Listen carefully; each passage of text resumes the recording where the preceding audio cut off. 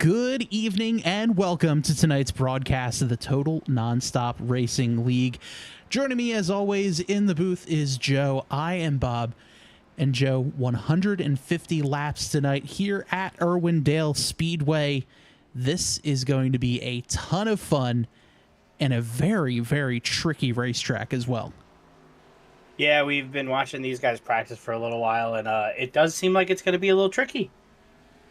Yeah, that is for sure. We are going to see, and you can see here as well, the way a lot of these drivers are running this track, you have to run the top side of this racetrack. Any lower than those hash marks, it really is not going to be a great way to get around just because of the way the track is banked.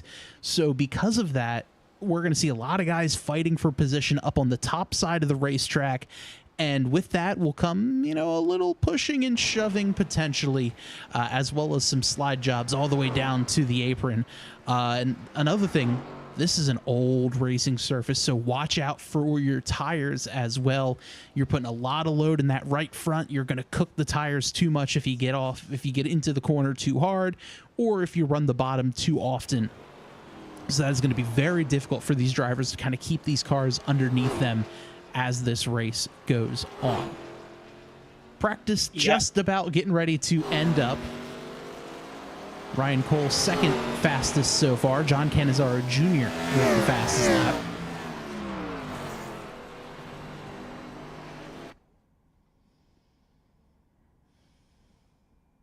So, and just like that, practice is over, and now it's time for qualifying.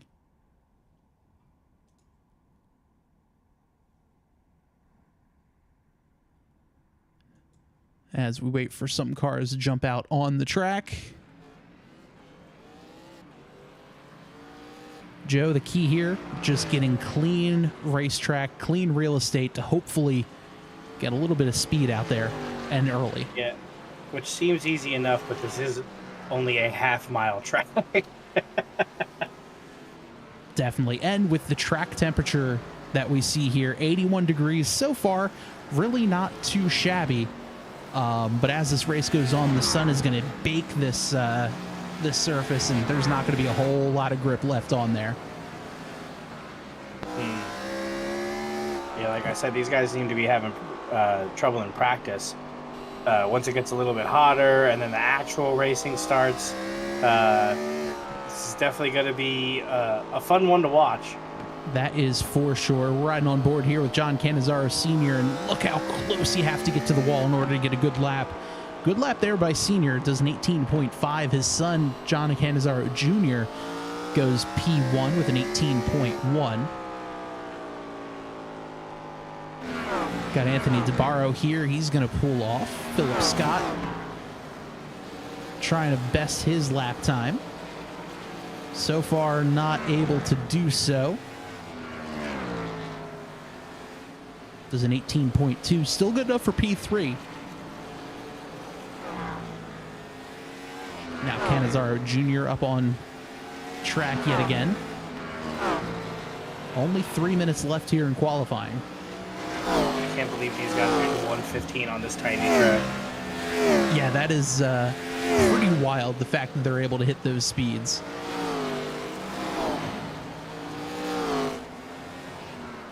Chris Cabot having a good lap, bettering his option. And right there, you see that's the entrance to pit road on the inside. It's a very tight pit road entry. So we got to watch out for drivers getting a little too hot into the corner and heading their way down pit road.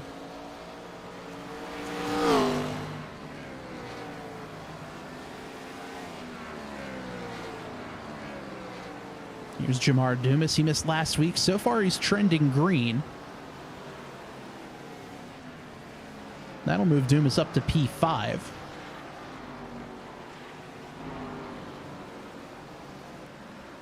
$15 drivers registered for tonight's race. Garrett Gleason will be the in-house administrator for this one, so he's not going to be racing tonight, at least as far as I'm aware. You never know. Especially here at a track like Irwindale, Garrett has always been a short track driver. Bristol has been his best track, hands down. So it's always fun to see Garrett out there, especially at Bristol, because he really puts up a good fight there. Yeah, I got to imagine these little short tracks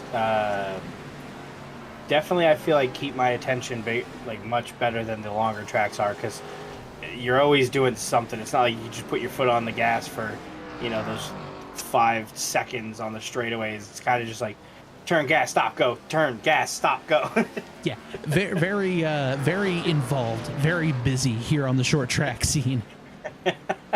And I feel like, too, we see road racers typically adapt to short tracks a little bit better than you see them adapt to, those 1.5 mile race tracks. Just because if you think about it, a short track is just a couple of hairpins back to back, and road course racers really can nail those corners a lot easier than I feel like oval track drivers do. So because of that, we do typically see guys who race road a lot more often towards the front. Philip Scott, he's a big-time road racer. He's in a few other road racing leagues as well. And obviously, he's good just about everywhere. But Philip Scott definitely excels very well here at short tracks. That makes sense. Anthony DeBarro goes top of the board there with a 17.99 second lap, besting Philip Scott by 1/100th of a second. Here's Jonathan Gaston. Oh, the 44 tight into the wall. That's Danny White. Very easy to do there. I've never seen the broadcasting curves hit so quickly. Right? As there's John Cannizzaro Jr. going for a slide. That is the second or third time I've seen him do that so far. He's really trying to get that 18. And I think, too, a lot of it is these guys are trying to get off of the right front. And the best way to get off the right front is to maybe not so much pitch the car into the corner, but to really drive it off of the right rear. And in doing so, it's so easy to just spin out, lose it, and, just kind of have a tough time out there. Yeah. So with that, let's take a look at the starting lineup for tonight's race. TNR at Irwindale Speedway. Anthony DeBarro gets the pole with a lap time of 17.998. Philip Scott on his outside, just behind by 2/1000ths of a second. John Cannizzaro Jr. goes into P3 with Shane Ewing on his outside. Jonathan Gaston, Jamar Dumas in row number 3. Row number 4 has Ryan Cole and John Cannizzaro Sr., Chris Cabot and Danny White in row number 5. Row number 6 has Jason Schue and Ross Stevens. Row number 7, Ace House, Garrett Gleason, and Adam Stewart will round out our 15-car field for this evening. Well, Joe, this is going to be a bunch of fun. I'm excited to see how this one turns out tonight. I'm excited to see how it starts. It can certainly be hectic, especially, this track really drives similarly to IRP, which we saw Indianapolis Raceway Park last season in the Speed Xfinity Series. That's another track that's very topside dominant, and once you get a guy down low who kind of maybe overcooks it a little bit or drives a little too hard into the corner, they're going to push up, get into the guy in the outside wall, and 9 times out of 10, disaster is going to strike, or at the very least, you're both going to get in the wall, slow each other down, and maybe the guy a couple car lengths behind is able to swoop around and drive off into the sunset.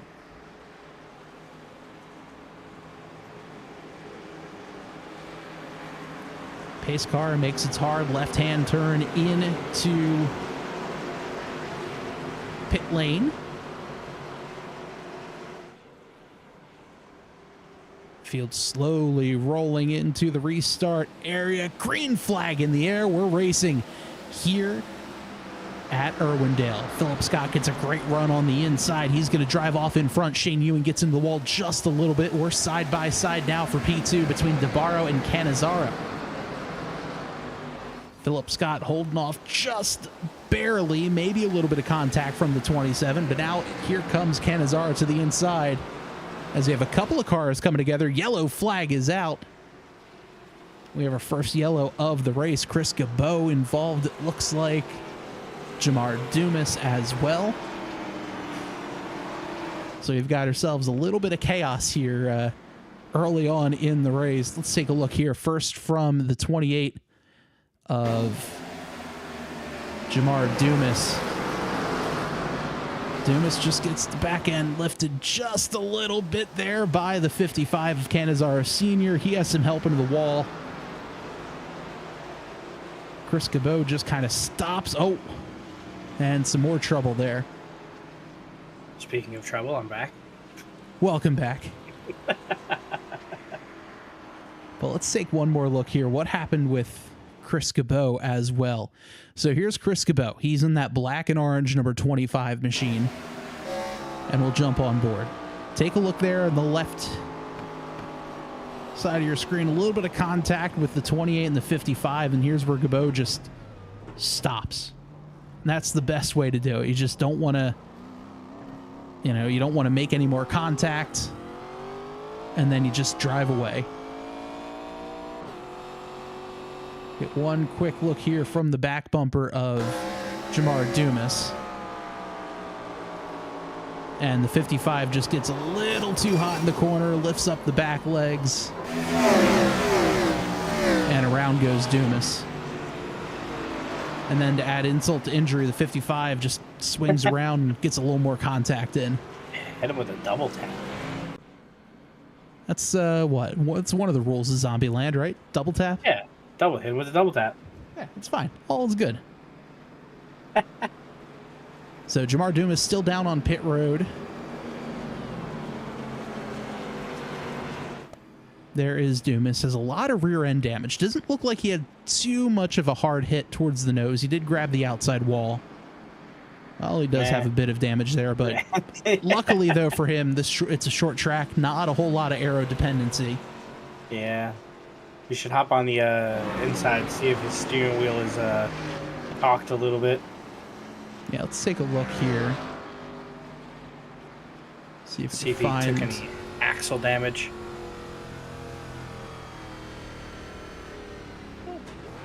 Oh, so far, so good. But meanwhile, at the front of the field, pace car is off. We're getting ready to go back racing here.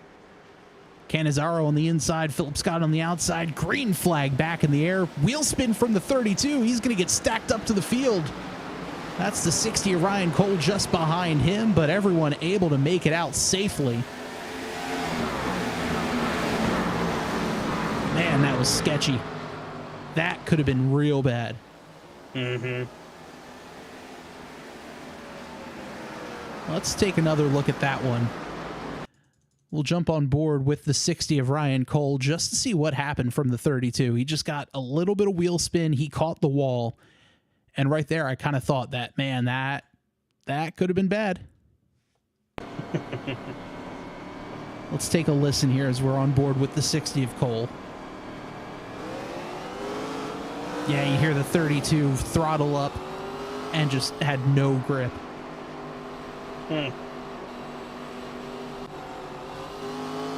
As we're back rolling, and now we see the 60 having a hard time getting around the 44. Danny White, White to the inside.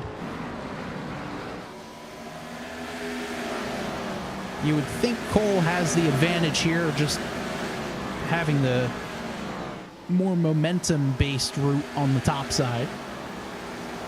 But White able to try to cover off. This time he won't. White just kind of painting that dashed line there in the midway part of the corner. Meanwhile, out front, we got ourselves a good battle here for the lead. Yeah, Cannizzaro stuck himself back up to the front.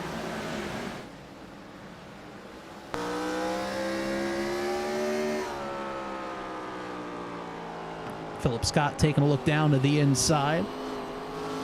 Almost as a bit of a way to say, hey, bud, I'm here. Don't worry. I got you. Yeah, so what are the passing? Do you go high to pass? Do you try to swing low and do that swing to pass? What is the correct pass? Here, it's incredibly difficult to pass, so you almost have to use that bumper a tiny bit, maybe upset the guy, get a little bit lower than him, but the top side is so dominant at this track, it's very hard to make a move. As we see Philip Scott trying to take a look to the inside, it's one of those things where you can stay up top and kind of hold off the guy behind you. He can get a better run to the middle, might even be able to back up the corner a bit, slow it down on entry more, and as you accelerate out of the corner, almost cut down. Or you could run in dirt racing what they call the slider line, where you start here and you cut all the way down to the yellow grass there on the left-hand side of the screen just under the score bug, and then drive up the track and just try to maybe jam up the guy you're trying to pass, make him slow down, and kind of steal the lead from him. That'll kind of be the more aggressive way to pass. But let's see what happens here with the 27 to DeBarro. He's kind of picked up some momentum here on Philip Scott. Yeah, do you think that option is viable with these tires and the way these guys have been sliding already? I think it'll be a little more viable on fresh tires, or when everyone's tires have fallen off and, you know, fallen all the way down towards the dumpster. I think guys will be a little more willing to try something, but the cars may not be willing to do it just because they lack that grip. Right. You know, what's the Futurama quote? The body is willing, but the flesh is spongy. Yeah. Quote the tires. Yeah. The car is willing. The tires, they're not. So we've got ourselves a pretty good three-way fight this time for the lead. As we'll pull up the track map here to see where your favorite driver is. Let us know in the comments as well. Guilty Spark says, day 167 of searching for pork roll. You will find it. Though it is a New Jersey-based delicacy, you will find it. It is growing, slowly but surely. I saw it in Pennsylvania with my own eyes. This is all stemming back from I was doing the Roar before the 24 on my own YouTube channel, and I was talking about how the thing that was getting me through this race was thinking about breakfast. And I gave a hash brown recipe as well as you know, talking about wanting to make pork roll, and there were a few people in the comments saying, what in the world is pork roll? Better bologna. That's what I tell everybody. Pretty much. And it is always pork roll and will never be Taylor ham. Never. That is a hill I am willing to die on. Will Ratcliffe in the comments also saying, hello, wish I could be running out with all y'all again. Definitely miss you out there on the track, Will.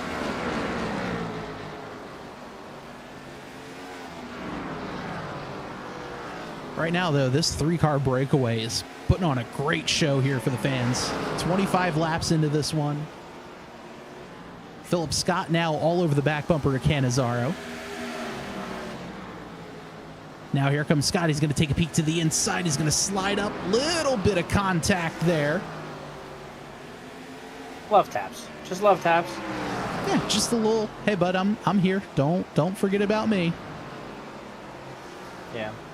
Philip thinks better of it. He's going to slide back in line for now. Were you trying to save? Were you trying to... What were you trying to do there? Honestly, there's a lot of that where they're just like, hey, bud, what you doing? I'm not going to let you save. If you want to save, you got to get behind me. Well, now look, DeBarro coming in. He did... Oh, is he able to make... No. Yep, so that's that slide. He went for it. That's the slider line right there, where he'll enter super late, drive all the way down to the apron, try to force the issue and slide up. He just couldn't quite get enough space for it. Yeah. It's a high risk, high reward because he dropped back about 0.6 seconds. Yeah, let's take a look at that move there. So we're on board here with DeBarro. He gets a great drive off the corner, and he sends it all the way down to the apron, slides up the track, just not able to get it done. And oh, trouble, yellow flag out. Yeah, I'm trying to see what happened. Looks like Jamar Dumas had an issue. Yeah, it's exactly what we were talking about before, that little nub. Oh, he caught the wall, and Yeah. yep, that is definitely race over for the 28. Yeah, that was a hit and a half. So a tough break there for Dumas. Two quick crashes in a row for him. That's hard. Yeah, I was every time you show the camera of them going into that turn, I always am just like, oh god, they're so close to that thing. And it's terrifying, isn't it? yeah, it really like comes out of nowhere. It's just there. It's not even painted yellow. Like, you get no warning. No, none whatsoever. As it looks like a couple of differing strategies. Philip Scott, Adam Stewart decide to stay out. As we see DeBarro and the entirety of the field down on pit road. Canizaro is going to win that battle off of pit road. Followed by Cole, Shane Ewing, and company.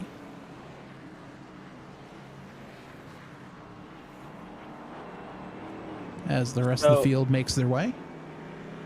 So you got, I think they have it set to 75% fuel. I don't know how long that'll last with these short laps. Yeah, I feel like this might be a case of the tires being a little bit more important than fuel here. And just like that, the quick number of pace laps here as we're getting ready to go back green. Philip Scott, Adam Stewart on the front row. Green flag is out. Stewart spins his tires just a little bit. Ewing again spun his tires on the restart. Now we're looking at 3 wide. Terrifying. Very tight racing, but everyone makes it through unscathed. Oop. And oh, trouble. Chris Cabot, as well as Danny White, get into it. Got ourselves another yellow.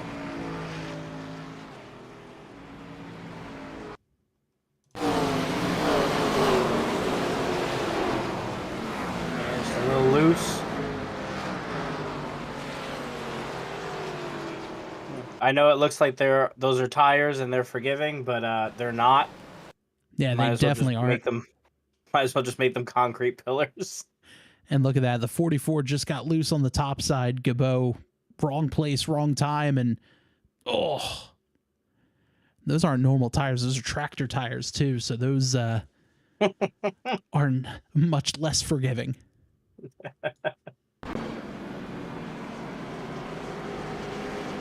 So Gabot getting a little bit of damage there on the front end. He was able to dodge the first wreck.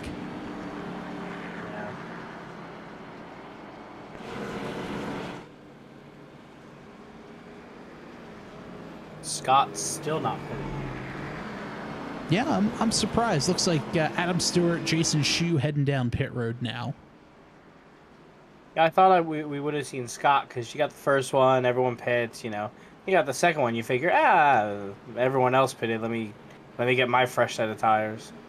Yeah, I wonder if, Phillips kind of feels like, okay, this feels like we could be in a bit of a wreck, a wreck heavy race. Yeah. Maybe I could just stay out front as long as I can, let the tires kind of do a little cycle, and by the time everyone else needs to pit, I'm going to pit. I mean, we saw, who was it last week? Was it DeBarro? Where he said, he double stinted tires in that first run. And because of that, he had an extra set to throw on at the end, and that's what made the difference. Yeah. I feel like Philip kind of sees that tires are going to be important. He'd rather be at a tire deficit now than have a tire deficit at the end of the race. Yeah, that makes sense.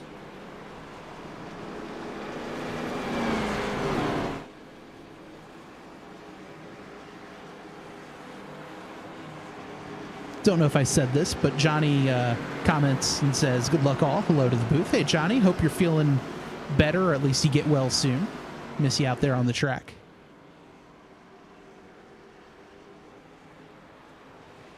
So the pace car pulls off. We're back racing.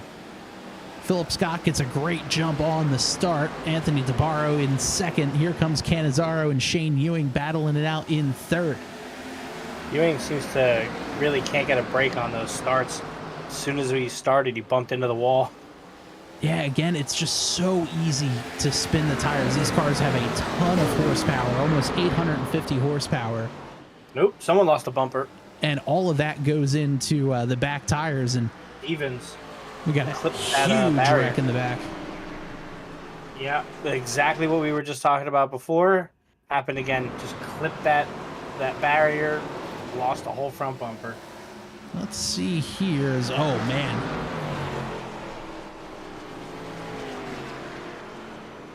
A couple of cars on top of each other there. Let's take a look here. Well, I think we found where this the incident started. So Senior had a little bit of a slow moment there out of the corner. 89, yeah, he catches that tire barrier, and unfortunately nowhere for everyone else to go. Yeah, like, I don't think that was exactly Senior's fault. I think that was Stevens. Clipped that barrier, slowed down, and everybody else just had nowhere to go. Yeah, let's take a look here. So Stevens grabs the wall a little bit there. Oh, right there. He tagged the wall. And it just killed the engine. Yeah.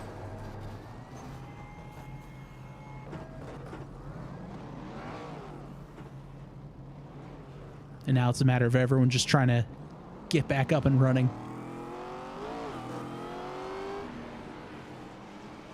Yeah.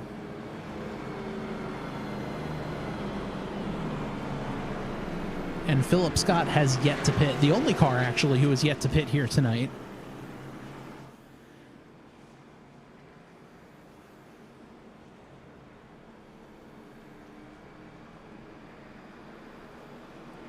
Still plenty of racing to go. 106 laps left. I can do math, I promise. This has been enough episodes of this where I think it's pretty clear, Bob. And this is something very interesting that Philip Scott did the last time through. If you notice, everyone else was running on the racing line. Philip Scott was all the way down on the bottom. The way iRacing simulates heat, more cars drive in one line, the track's going to get heated up, just like you would see in real life.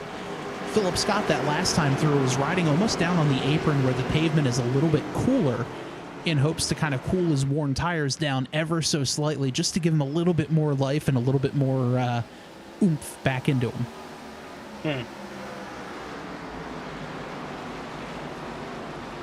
So we're back green. A good battle here brewing as DeBarro heads down pit road. There might have been a penalty or something there, as DeBarro has to make a pit stop, and this could be race over for him already. Good battle here between Cole and Gaston.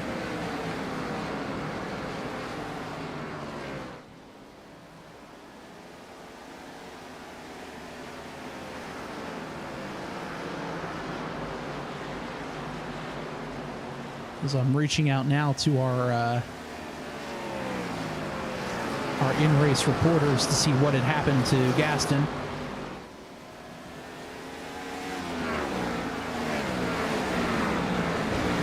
Pardon me, DeBarro.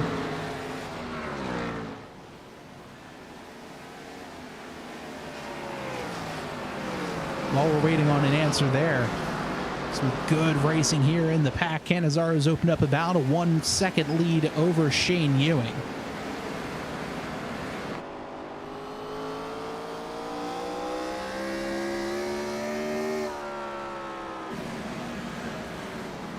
And trouble again on the track. Looks like Shane Ewing, or pardon me, that's the...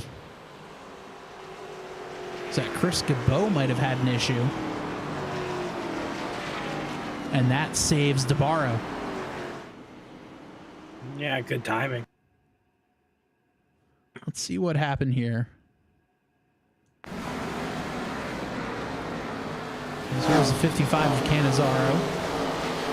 Right up behind. No, Adam Stewart gets into his back bumper, and oh, Chris Gabot. Wow. What a save. Yeah, really. I mean, that was absolutely a bit of a brown fire suit moment there for the 25 machine.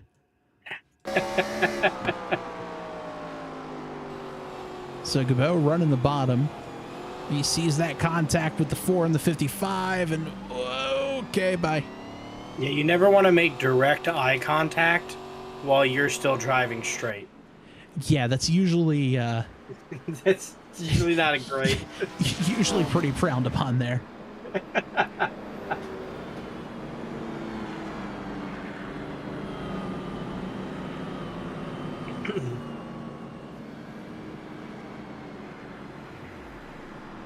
So Philip Scott does finally make his way down pit road.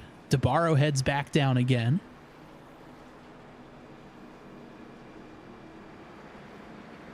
So now we might see a little change in pit strategy here. As Philip Scott goes in on lap 53. About 20 lap fresher tires than the rest of the field now.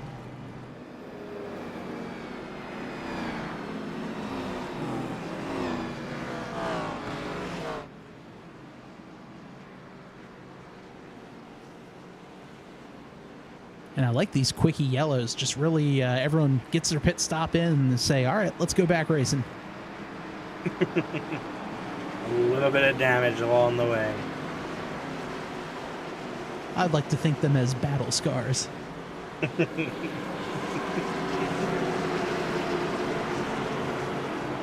So the field coming out of turn number 4.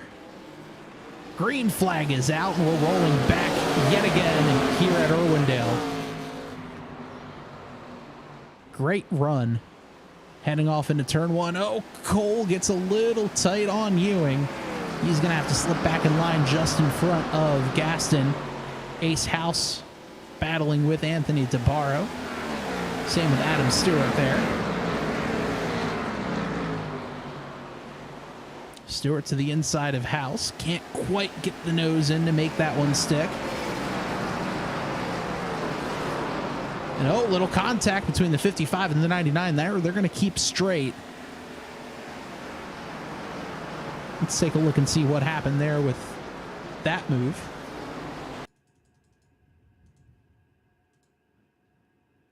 I believe there might have been a bit of a... Oh, wasn't expecting you to back off that much into the corner. So let's hear. This is coming out of turn number 2.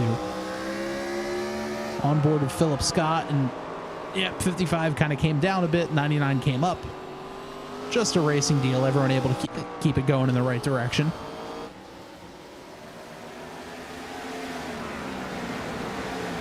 Just love taps. Yeah, just a bit of a hey, how you doing? All right, bye.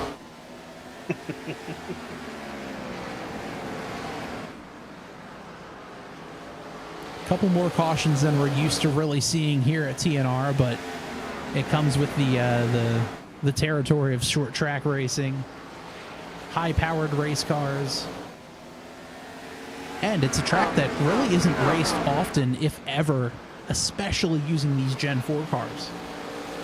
Yeah, there's a lot of power for a half mile. And I knew, coming into this race, I think it would have made a fun change just because of how difficult this track is. It's fun to watch a race here. And that's kind of why I chose this track specifically, because I wanted a short track. I wanted to see, happen out there. And so far, this racing does not disappoint. Chaos. You wanted to see chaos. I understand. You know, chaos can be fun in the right circumstances. Understand.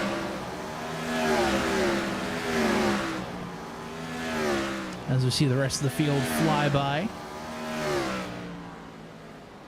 And you can see there's really not a whole lot of real estate that doesn't have a race car on it at the moment.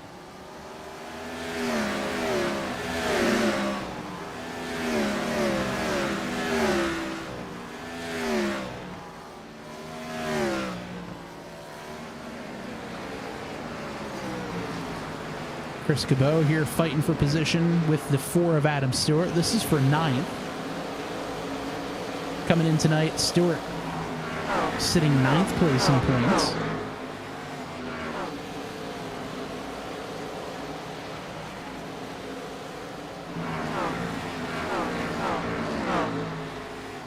The way points here work at TNR. Top 6 in points make it to the chase. No eliminations after the chase, but the points do get reset. And out of those 6, only those 6 drivers will be eligible for the championship. Everyone else still welcome and encouraged to race.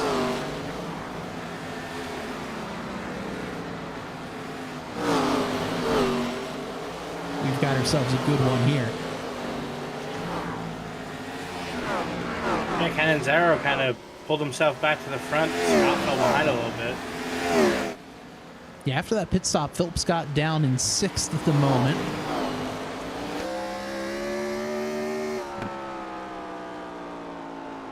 And this is one of those tracks where early in the run, you cannot get on your throttle like 100%. You will spin your tires all the way down the straightaway.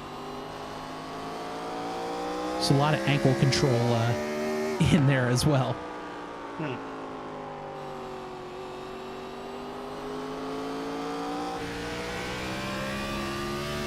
As you ride on board, taking a look here at Shane Ewing. And you can see it. There's a deceptive amount of banking here at Irwindale. Yeah, it doesn't look like it until you kind of sit in a car and you're like, oh, so there is.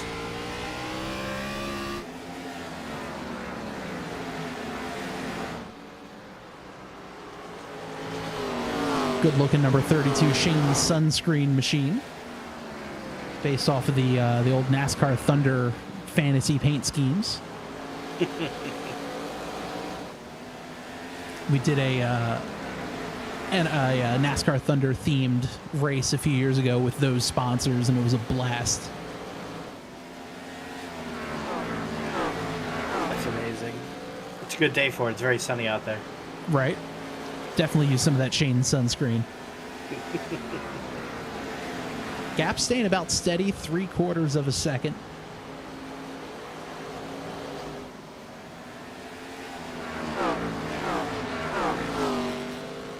Right now, another close battle here is for 8th. Danny White trying to chase down the 47 of Ace House.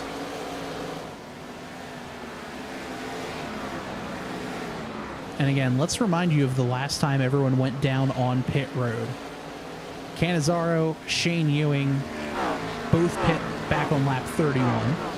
DeBarro and Scott both pit on lap 52. Gaston and Cole, 31. Gabot, 52. House, 31. So a couple of differing strategies here based on those yellows. Obviously, no green flag pit stops. But this could be interesting as this run develops, and if there are, if we wind up staying clean, we'll kind of see where everyone is on tires. A 20-lap difference, especially here, is a pretty good window. Yep. Canonzaro Sr. Heads to the pits.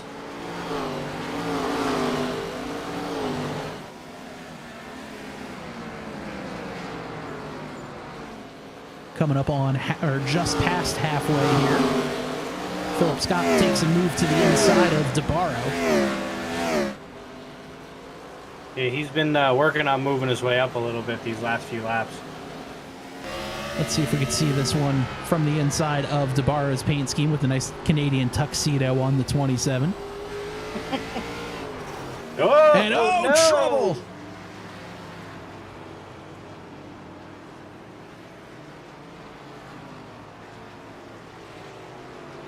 Tough break there. Looked like a couple of drivers just kind of came together.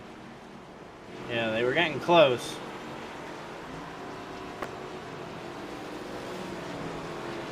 Let's see what happened. I blame this all on you. Yeah, I moved the camera and You were all of a sudden they're staring backwards. at him. Yeah. They felt the pressure. So here are the 99 and the 27, and then right there, Philip Scott just kind of squeezes up a little bit too much. Yeah. Flag sitter had the front row seat for that accident. Yeah, let's get one more look at that one. It's the fastest yellow he ever had to draw. Yeah, he didn't even need someone to tell him on the radio. Yeah, no, I don't think he needed his ears for that one. Let's see what this the flag man said. Barney the flag man. See the two drivers up there on the top of your screen, and right there. Yep. Can confirm that is a yellow.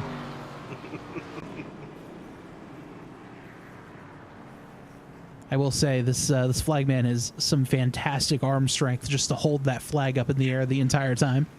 Right? I'd be over here with like a stick under my elbow, like propping it up. Right, just get a brace going.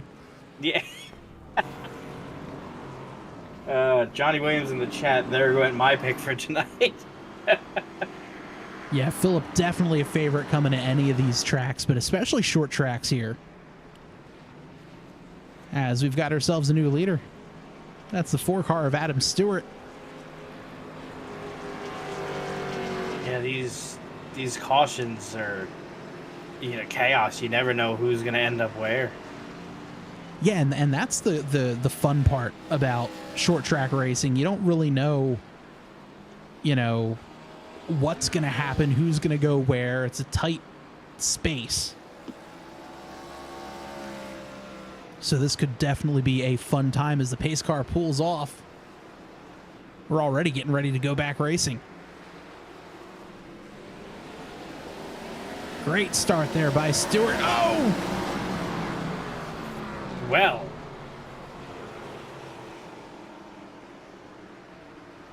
I don't know if he's coming back out.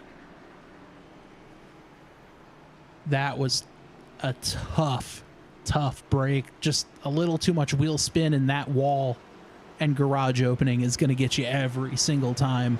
That's taking out what, 3-4 cars now? Yeah, I mean, let's take a look here. We'll go we'll get the chopper cam for this one. So we see the 4 here.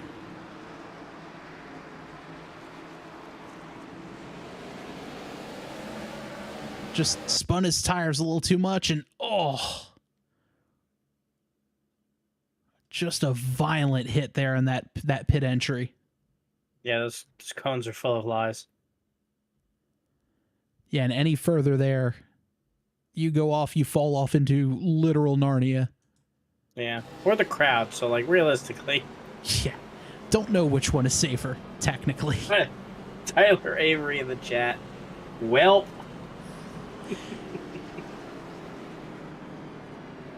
Johnny says, I thought that was a race, not a magic act. Yeah, that was... once you get off into that garage area, your car is immediately teleported into the Shadow Realm and then back on pit road.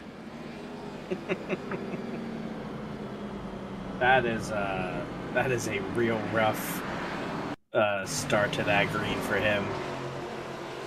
That's for sure. And getting word that Jonathan Gaston might have had an issue, and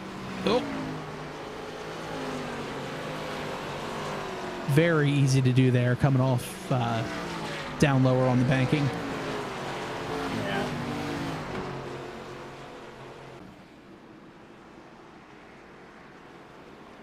But we're going to re-rack and do this one all over again.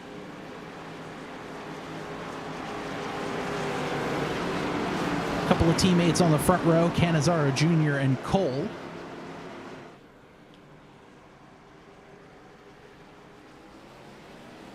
Green flag in the air. We're back racing. Good jump there by Cannizzaro. I'm afraid to say anything about anyone having a good run because that's what, 3 drivers in a row now that we've Yeah, really. we've accidentally crashed. Cole tried to take a peek to the inside of Gabo. I'm gonna hold my breath every corner there now. That I think was the closest to me going, oh boy. I know. It's gonna be every time now. And I mean, like, let's see here coming out at 4. Oh, The and that sun's sun, not helping. That sun does not help either. Oh man, you really gotta grip the wheel and pray. Yeah, we didn't even think about that. The sun is just right in your eyes going into that entry. And I think, this is one of those times where if someone doesn't have, a higher end graphics card, you can turn down like the sun glare and those particle effects, and you can actually see just fine. But I thought you were gonna see sunglasses. But if anyone racing, likes to have all the graphics turned up and all that sort of thing, that sun's going to be blinding. Yeah, it's me. I'm the person. Because it was bad. Oh yeah, that's absolutely blinding. I'd hit that wall. I mean, I hit the wall without the sun, but like I definitely hit that. I can't tell you how many times I've been racing here on this track and just catch the wall every time.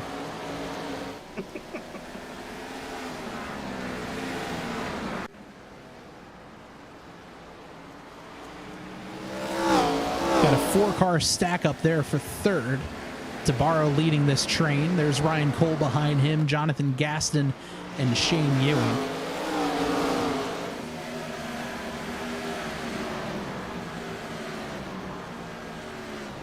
Adam Stewart saying, did I spin myself? It looked like he might have spun the tires a little bit and just kind of caught the wall, and that's what sent you off into that divider.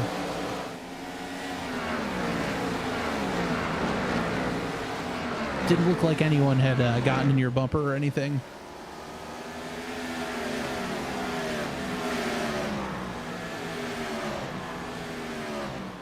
Oh, the yellows, we forgot to throw that we were past the halfway point, but we are firmly past the halfway point now. Oh, Gaston gets in the wall. Oh, boy. Whoa! I know they used to film a lot of movies here at Irwindale, but that was a very big Tokyo-style drift through the corner. All right. Got some very not happy tires right now. Yeah.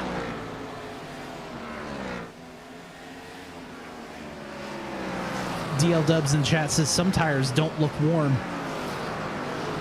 That is for sure. Johnny Williams, Lord Voldemort got a hold of the 4 there.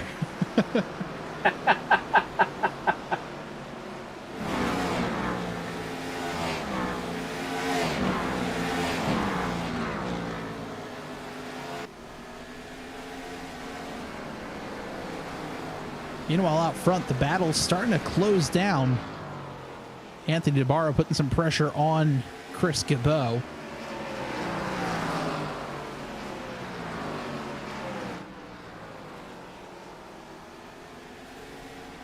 DL Dub saying, for real, looks like they're driving in a bowling alley. That is true. Very tight, very narrow track here. Corners are much wider, but they're only really using half of it. Yeah. I think and the wildest trouble. part... Trouble on the track. Philip Scott has an issue. Oh! You heard the pop. Looks like the 99's engine gave up the ghost there. Oh, no. Let's see what happened. That was surprising. Did he money shift? I don't even know. He might have just had some damage from the incident earlier. I mean, he definitely had damage, that's true. Let's take a listen.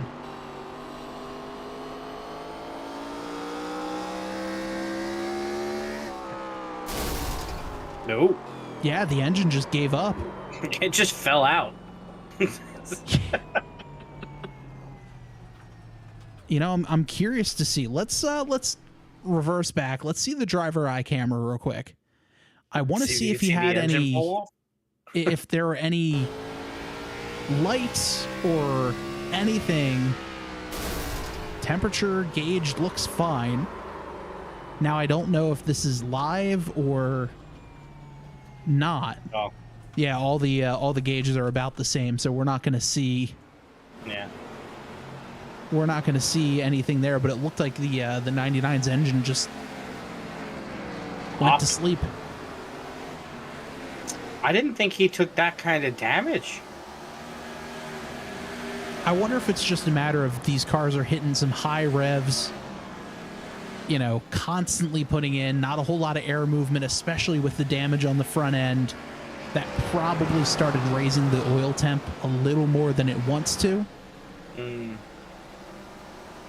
Track temp has gone down, so they're going to be a little more grippy, so speeds are going to be a little higher. Not a whole lot of wind either, so I'm kind of thinking just with the damage and the high revs, the engine just kind of just rolled over. I think that's a first we've seen from DNR. At least this season. Yeah, you don't really see too many engine failures in this sort of racing. You'll see them a lot more when it comes to super speedway races because you're going to be pushing as much as you can. You know, the back bumper of the car in front of you is going to, you know, block the air intake of your car, so your oil temp and water temp all gets high. But in a short track like this, aside from money shifting, you're not really going to see it that often.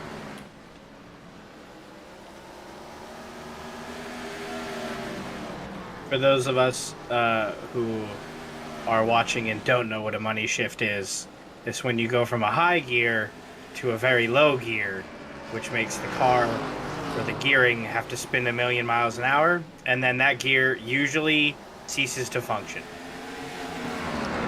Yeah, it's kind of like it's almost like, you know, you're riding a bicycle and you're up in one of the higher gears and you accidentally move an entire gear track down. Your legs start spinning a lot faster. It hurts. Imagine doing that to an engine. Yeah, usually one of your feet slip off, the spoke spins around, catches the back of your calf. It's the same thing, but the engine, and then usually the hood of the car. Yes, and that's usually when you throw a rod through your engine and through your hood, and it's usually a bad bad time for all. DL Dub says, I am well aware. There's no thrill like pushing an open deck S-Box past its limit. 4M Watch says, thanks, Joe.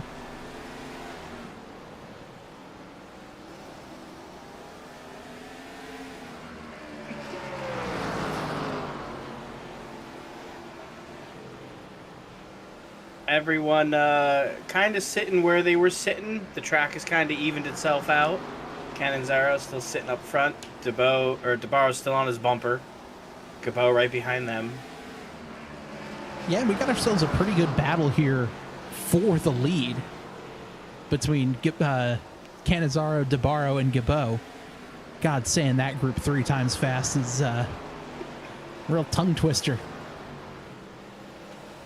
Cannizzaro, DeBarro, Gabot. Feels like I need to order a sub if I keep saying all those 3.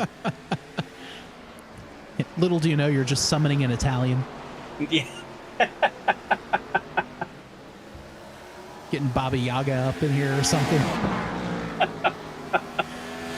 That time through, Chris Cabot was the fastest of these top three. Cannizzaro putting the lap time in. When you see the plus, that means they're faster than Cannizzaro. When you see the plus, they're slower. The minus means they're faster. And it looks like we had another incident on the track. This time it's the 44 of Danny White. So there he is with the Jack Daniels number 44 machine. And oh, just a little loose out of 4. Catches the inside wall. He's able to keep it going.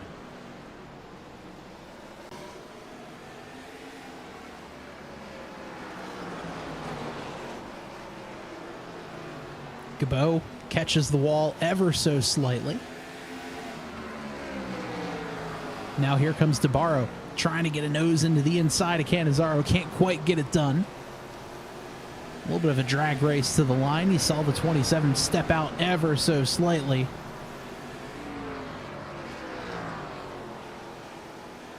DeBarro and Cannizzaro even lap time that time by. Now the 77 tags the wall. He's going to bounce off of it. I hear the metal scraping. Is that signaling that it might be time to pit? I think knowing these guys, they're going to stay out as long as humanly possible. They all pitted back on lap 81, so they only have about 40 some odd laps on their tires. Which we've seen them do about 50, but that's also with help of yellow. Right. Right now it's Cannizzaro versus Dizzy Motorsport. That time DeBarro and Cabot ran even lap times. Now DeBarro's slightly faster. This is a fun battle to watch. Yeah. Can they keep it up for the next 25 laps? Oh man, we are gonna see.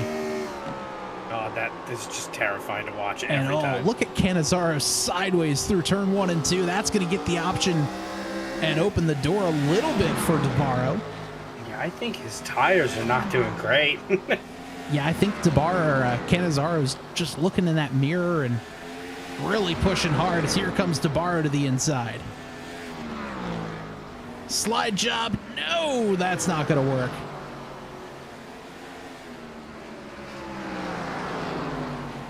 Now if I'm the 27, I'm going to back it down just a little bit. Don't want to heat the tires up too much. Still 20 laps to go. Anything else could happen.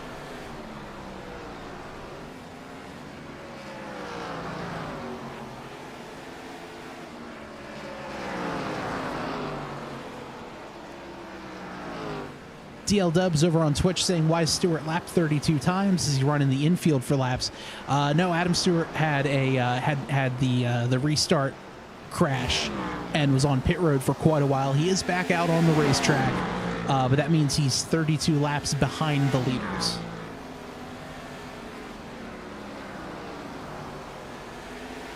If he is able to pick up enough laps to pass Scott or White, he will move up in position. Yes. Just for semantics. Yeah, and honestly, every spot is worth more points. Right now with Adam Stewart, he's currently running P9 in points before the race.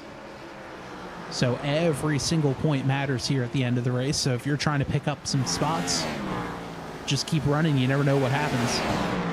Yeah. Speaking of not knowing what happens, here comes DeBarro to the inside. Yeah, that's able to terrifying. Keep it off of the 77. Last time we saw two people get up like this, nice, close and personal. One of them had their race ended. Cannizzaro still able to keep it ahead of the 27.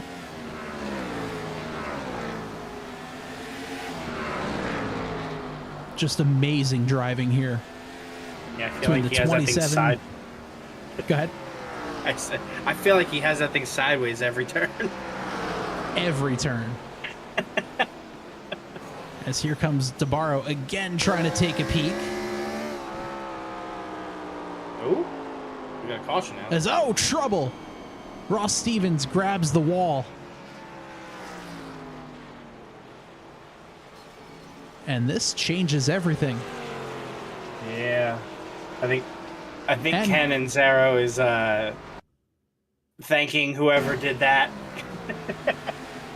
Definitely. Let's see here. It's the 89 of Ross Stevens. The sun. Oh, yeah. He catches the wall and oh. That has been just, God. The fifth car? Yeah, that wall is brutal, especially in that sunset. Ooh. But I do want to point out, with Adam back out on the racetrack, he did pass Philip Scott for position. So Stewart now P11, and he's got Danny White to track down next. Right now, Adam still is 16 laps behind Danny White.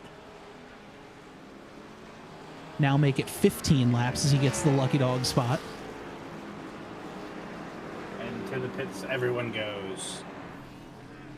Definitely a good call for everyone.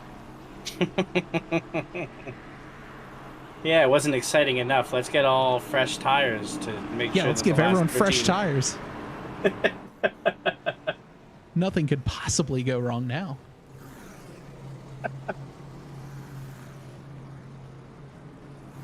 Let's let the sun give a little bit more time to set just a little bit further. So DeBarro down and away quickly. Wow, Cannizzaro loses a bunch of time.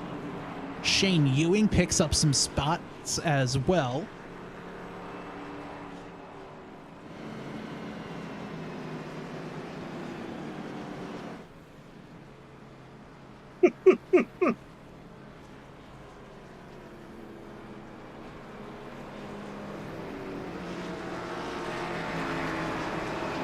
So with that, DeBarro pops out ahead of Cannizzaro. Gaston able to move up.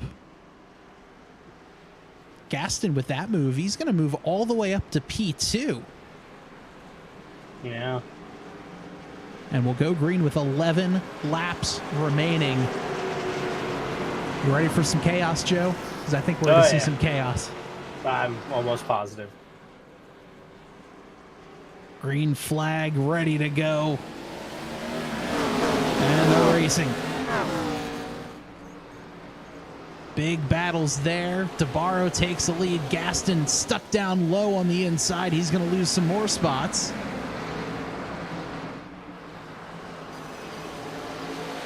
Cabot tries to take to the outside. Can't. Here comes Cannizzaro.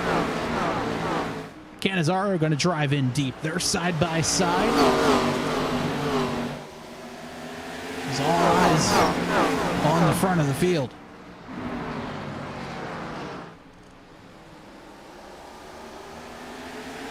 There is a ticker bug. DeBarro is not in the pits. Yeah, can confirm. As 3 wide. Oh, That's not going to work. no. Cabot into the wall. No, DeBarro no. into him. We stay green.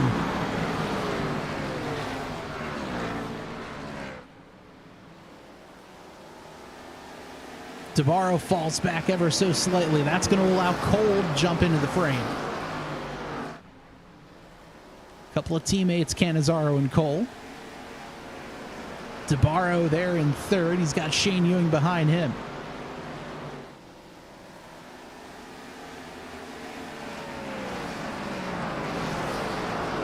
That contact pushed Cabot all the way down to 7th.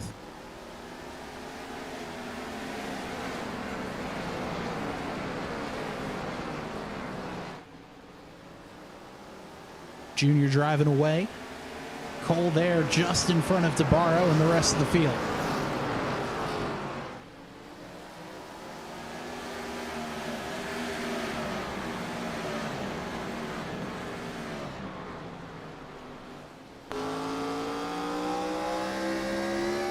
Oh, Cole sideways there. He's able to gather it back up, but that's going to bring in the 27 and the 32 right onto his back bumper. But can he hold on? 4 laps remaining. DeBarro in the wall. Here comes Ewing to his inside. Ewing makes the pass.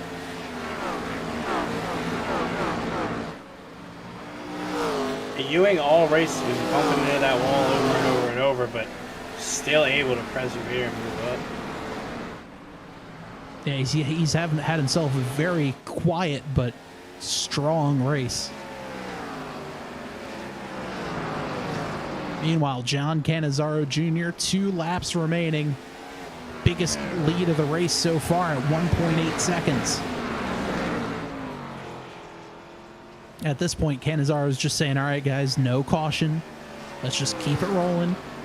I just have to get to the white and we're okay. Once I get the white, you all can wreck. Now you can all wreck. Do whatever you want. One more lap around. This might have been some of the best racing we've seen all year, some of the hardest racing, and it all comes down to this. Good drive out of turn number 4. Checkered flag in the air. John Cannizzaro is going to win at Irwindale. Ryan Cole comes home second. Shane Ewing picks up the 3rd spot on the podium. And that's a 1-2 finish for those teammates. Amazing. Crazy, crazy turn of events. Absolutely fantastic driving for everyone. Tyler Avery saying that 1-2 brought to you by Crazy Horse Racing.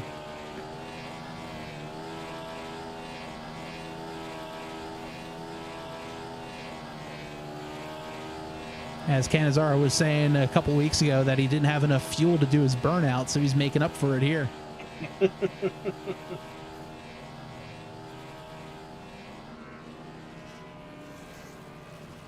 So the wild child himself, John Cannizzaro Jr., gets the win. Ryan Cole comes home P2. Shane Ewing going to burn it down in P3. And there goes the engine for the 77. Thought I heard it. Well, I guess not to hear it. And that, the DeBarro penalty, why he went down on pit road, he jumped the start on that restart there. Was that what it was?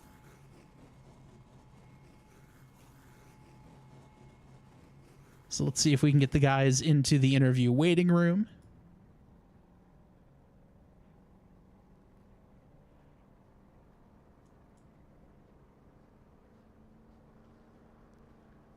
Just waiting on Cannizzaro and Cole. But while we wait on them, let's I believe, Joe, you've been able to catch up with our 3rd place finisher, driver the number 32 machine, Shane Ewing. Hey, Shane, congratulations on finishing 3rd. How do you feel about bringing it home? You had a kind of a crazy race here, but silent, but ended up 3rd place. I'm happy. Hell, I didn't know they made microphones for me to talk into anymore. It's been so long since I've had a decent run, so I was happy. The car had speed.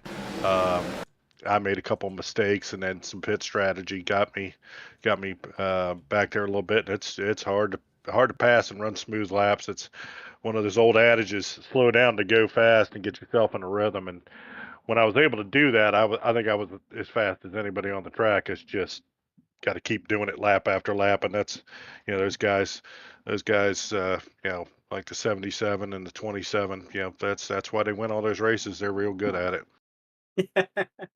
With all the cautions, did you feel like you had a good pace for you? Or we noticed you had some issues on those restarts, kind of spinning your tires, bumping up against the wall. Yeah, the worst one, I restarted second and just got too much throttle. The other ones, I really got to go back and look at it. I don't know if I was just too close to the wall. I was restarting in 3rd, so I didn't really think I was wheel spinning, but I thought maybe I was just catching the wall. It almost felt like I was lifting the back end off the ground. Once I gave myself a little more room from the wall and was starting in 3rd, that was fine.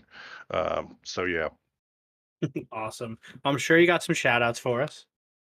Yeah, I know my daughter Ashley and my mom were both watching this race, so I appreciate them doing that. Finally gave them some TV time and something to cheer for. This old man ain't done much in a while, so I was really happy to have a competitive car and some clean racing. That 60 car, I must have ran into the back of him 10 times, and just not trying to trying to get into him, but just overdriving the corners. So yeah, thanks to him. Thanks to you guys at TNR in the broadcast booth. He does do a hell of a job. I enjoy watching the races afterwards, and to all the admins that put this on. It's a hell of a league. We all race each other with a lot of respect. There's no BS, and that's rare, and we all appreciate it. Awesome. Well, congratulations again, and hopefully I'll be talking to you next week. Wouldn't that be something? All right, that is Shane Ewing, our third place finisher here tonight at Irwindale. I'm now joined by our second place finisher, driver of the number 60 machine, Ryan Cole. And well, Ryan, that was a fun race. A little bit hectic there with a 12-lap final stint to the end. Talk us through that last run, because you and John kind of put on a bit of a fight there at the end. Well, I'm not sure about that. John had me covered for most of the race. I was talking to him throughout the race, and I was frustrated for most of that race because I just could not figure out how to go fast. And the fact that I am second is like manna from heaven right now. I am like absolutely shocked that I got second, but I'll take it. That is for sure. We saw there, John kind of, he really did have control of the car. How tough was it there? Because I know oftentimes in most short track racing, you always want to take the inside line, and being so far up against the wall for the entire race, that had to have been difficult for everyone. And we saw it a few times, the guys getting stuck to the wall, hitting that pylon there, going into turn one. How tough was that? I mean, unless you broke your suspension, actually bouncing off the wall, like I was seeing other guys doing it, but like bouncing off the wall really didn't slow you down all that much. I think the only times that slows you down is when you hit it off of turn 2 and then almost spin out in front of the field. But it was really tough to pass, and I was stuck on the inside lane for like every single restart the whole race. So it was just every time I was like, oh, I'm on the bottom again. No, it was it was tough. It was really tough to make passes, and you had to be a good chunk faster than the guy in front of you to make passes. And I know there was a few guys behind me that caught me over the long run, but I mean, as long as you held the outside line, it was pretty easy to, unless you made a mistake, you were going to hold that position. That is for sure. Now, Ryan, taking a look now next week, doubleheader race at Talladega. I know super speedway racing, not a whole lot of, skill to show off, more so a lot of luck and a lot of working together with teammates. What are your thoughts looking there next week? I think if John and I follow the same game plan that we had at Daytona in race 2, we should be looking pretty solid. Obviously, it's Talladega, so anything can happen. But I mean, these guys in TNR, they race pretty clean and respectfully. So I think we'll probably be able to have a nice green flag racing during that doubleheader. Definitely. Well, Ryan, before we let you go, I'm sure you have some shout outs, so let's hear them. Yeah, thank you to crew chief at Crazy Horse Racing, Tyler Avery. Thank you to John Canizaro, because he probably helped me out a lot just trying to figure out my way around the track. And yeah, that's all I got. Ready to move on to Talladega next week.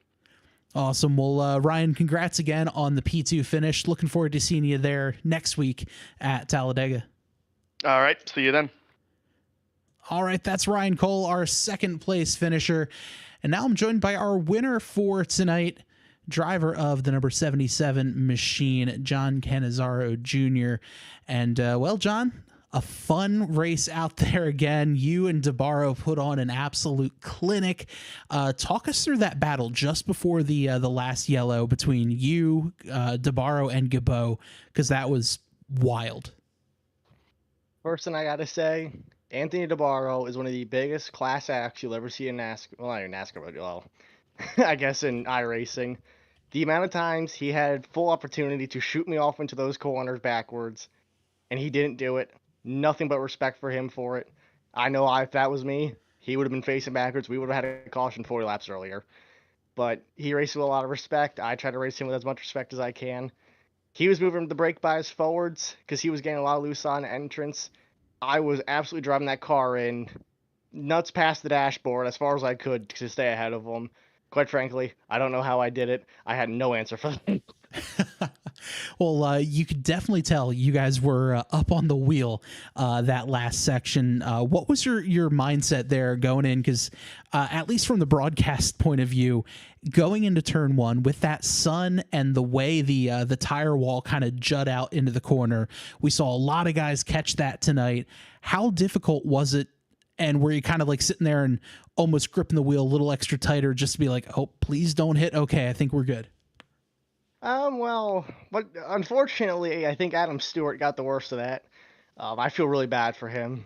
He finally got up front his fair share on a short track, and he was kind of the example of what happens when you either, well, not really stop paying attention, but you get a little squirrely on a straightaway. I mean, that wall just comes up at you out of nowhere. I missed it probably by an inch at some point during that battle with DeBarro, and then the sun starts coming down. You can't see a thing. I couldn't see where I was trying to brake. I couldn't see where the line was for the middle of the racetrack. I couldn't see my own thoughts into that corner. So, definitely a place where you're gripping the wheel a little bit more, maybe closing your eyes so you don't see it coming at you, and kind of a hope and prayer before you go in there. Well, taking a look now next week, doubleheader at Daytona next time by. And just talking with Ryan, he was saying as long as Cannizzaro and I can get that teamwork going like we did at Daytona, I think we're going to be okay. Do you share that same sentiment? Of course I do. Ryan's, he's always been a good racer with me when we've come to, racing either with endurance together or against each other or running pack racing. He's a lot smarter than I am with the strategy. I just kind of want to go up there, lead all the laps, or ride around the back and get wrecked. So we had a really good run at Daytona for the first and second race. He just ended up kind of messing up his pit stop, and then the second one we actually got the plan down pat, and I just kind of fumbled the bag trying to push him to the win. So it's a little bit different this time. We have Senior with us, so we're going to have a third car, hopefully, with us if he can survive to the end of the race. And, it's Talladega. What's the worst that can happen? You go flying up into the catch fence? Fair enough. Well, and don't forget that bug where it launches you up in the sky anyway. I'm sure we'll be seeing that in practice a few times too. Oh, yes, you will.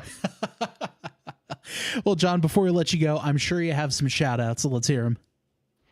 I gotta thank my father, obviously. He was a pretty much of a pinball today, so that hunk of steel he was running is gonna go bye-bye soon. He's gonna end up getting a new paint scheme here, maybe before next week. He's due for one. He was supposed to run Talladega anyways for the first race, so I'm blabbering. So gotta shout out to him. Tyler Avery, obviously he's, Mr. Crazy Horse himself. He paints all of our cars, he helps us crew chief and everything, so, big shout out to him. Ryan for being a good teammate and always trying to help me through the race, and I help him, so we're a pretty good duo together. And you guys put on the broadcast, Garrett for doing all the league stuff for us. He does his best, and he listens to our feedbacks, so you can't ask for much more out of a league owner. That is for sure. Well, John, congrats again on the win. Looking forward to seeing you guys next week at Talladega. Thank you. All right, that's John Cannizzaro Jr., our winner tonight here at Irwindale. This has been a ton of fun. Let's take a quick look at the results for tonight's race. Cannizzaro Jr. gets the win. Ryan Cole comes home P2. Shane Ewing in third. Anthony DeBarro back down in fourth. Jonathan Gaston comes home in fifth. Chris Cabot comes home sixth. Ace House in seventh. Jason Schue in eighth, a quiet but strong race for that number 3 machine. Ross Stevens comes home in ninth. Danny White finishes in 10th.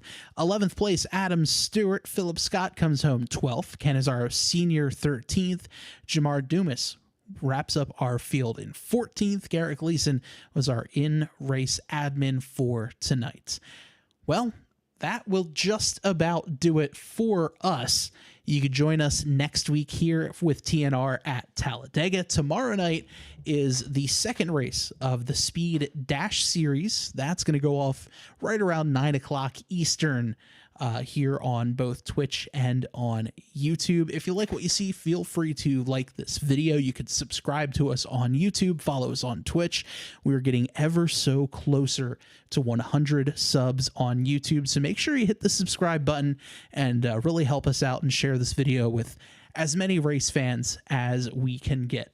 So for one final time, for Joe, I'm Bob. Thank you so much for watching. Have a great night.